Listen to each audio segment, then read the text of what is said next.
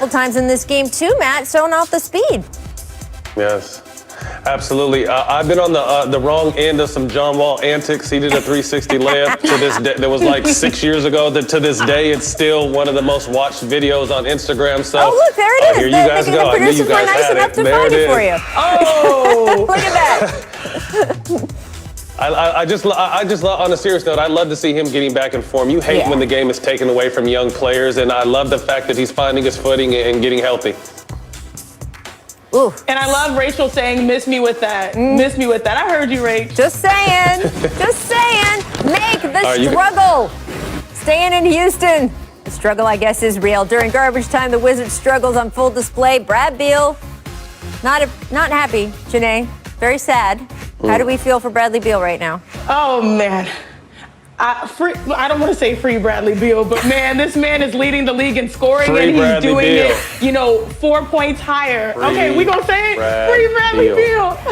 I mean, in fairness, the man signed a very big contract extension with that franchise, so he does know what he has gotten himself into. He has consistently said he wants to stay in Washington, but I do not know if he still feels that this morning.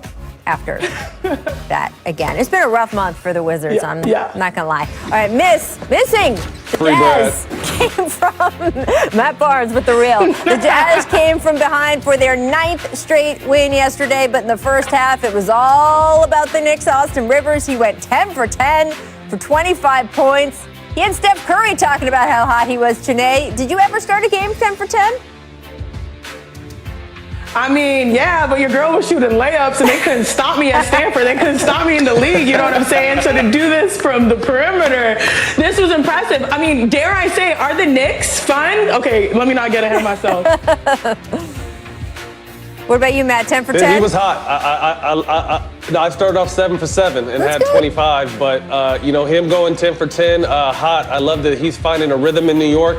And New York is going to sneak up on some people. I think the play-in 7-10 situation is really going to fit New York well. I think they're going to have a chance to sneak in the playoffs if they're playing well at the end. Interesting things finally going on at the Garden. All right, I do want to stick with that Jazz-Knicks game to talk about the other side, because the Jazz trailed by as many as 15 points, but ended up winning the game by a comfortable 14-point margin. Ended up being Utah's 9th straight win, the longest active win streak in the league, and the longest by any team this season.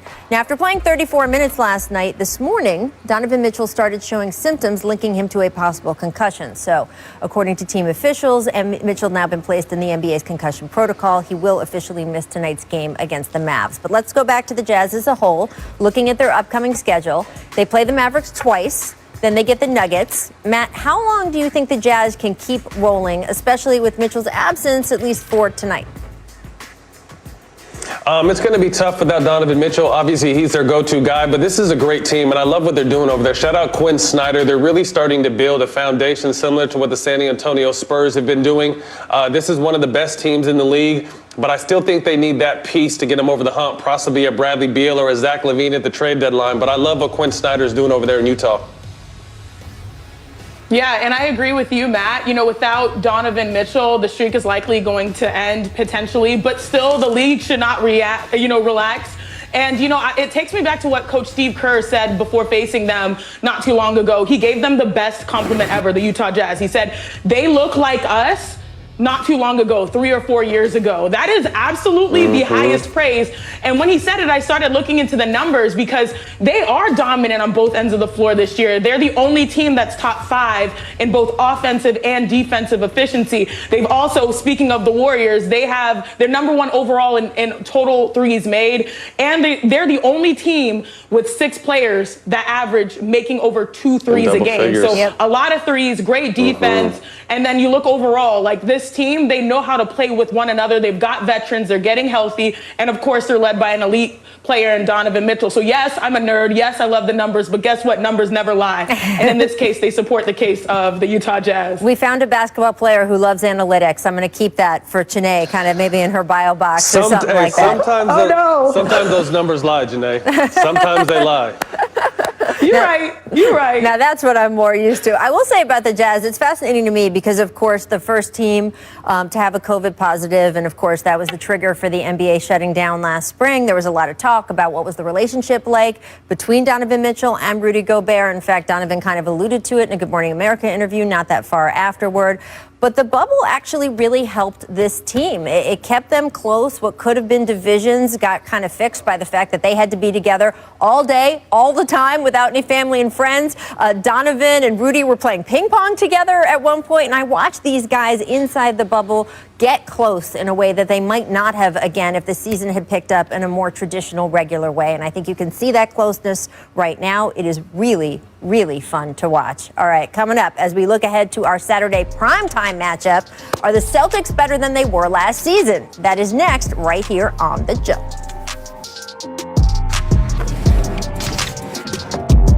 Do get their first crack at the defending champs after coming up just short in the Eastern Conference Finals to the Heat last season. Boston 10-6 this season, tied for second place out east right now. So, Matt, are the Celtics better overall this season than they were last year? I think they are. I love the addition of Tristan Thompson, someone who's going to pay dividends come playoff time, a proven banger, big body, does the dirty work, because I think they were a little needed some help there last year. I think the key to this team, obviously with Tatum and Brown being one of the best young duos we've seen in the game, they need consistent play and consistency, and Kemba Walker to be healthy, I feel like, for this team to get over the hump. He's been a little in and out and then had some times of inconsistency. So I think in order for this team to take the next step, which is possibly playing in the finals, they need Kemba Walker to be healthy and playing his best basketball. Yeah, I agree, Matt. And, you say consistency, and I'm going with another synonym, continuity, because once they have that, they will definitely, the Celtics, take that next step. Because if you think about it, they went from having Kyrie Irving and Gordon Hayward and Al Horford to now not having any of those guys. Plus, Kemba, their guy, has been in and out of the lineup, and I'm so glad that he's finally back now because he's been looking great on the perimeter. But now we finally know, and this is for the continuity's sake, we finally know that Jason Tatum and Jaylen Brown, those are your primary options, and the formula is, albeit slow, still working. Jason Tatum, his numbers are like career highs in almost every category, and Jaylen Brown, every year he gets better. He adds another skill, and that's the trajectory that will make them compete. So they still have some things to figure out. Like you said, Tristan Thompson in the paint, providing that rim protection and just easy finishes helps.